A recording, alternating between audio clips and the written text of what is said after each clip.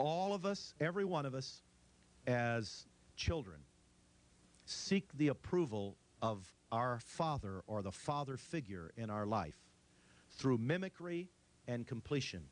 Mimicry is when you root for the Yankees because your dad was for the Yankees. Completion is when you get a college education and you're the first one in your family to get a college education. I found in this study that presidential children, firstborn particularly, women and men, tended towards completion because they could not mimic the presidency. So William Henry Harrison's son became a doctor when he learned that his father had wanted to be a doctor. John F. Kennedy Jr. became a publisher when he learned from his father's friends that his dad had always wanted to be a publisher. T.R. Jr. won the Medal of Honor when he learned that his father's greatest disappointment in life was failing to win the Medal of Honor.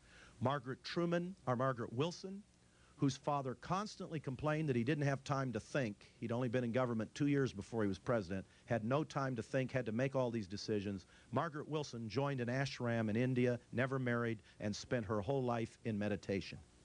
Which brings us to George W. Bush. George W. Bush's father was accused of not really being a Texan, of keeping a hotel in Bayshore Inn in Houston, Texas, and really living in Kennebunkport, but the son is proven that Bushes are Texans. And the father's greatest disappointment, the family's greatest disappointment, was a perceived lack of integrity over read my lips, no new taxes, and then lowering the taxes. George W. is going to lower the taxes, whether you want it or not, and lower the taxes and lower the taxes, and he's wiping off the pages of history, read my lips, no new taxes. We'll make it very clear that the name Bush means low taxes. And finally, there's Saddam Hussein. And it was left undone.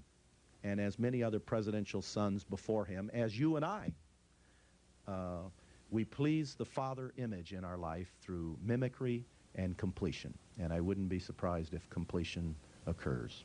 Thank you very much.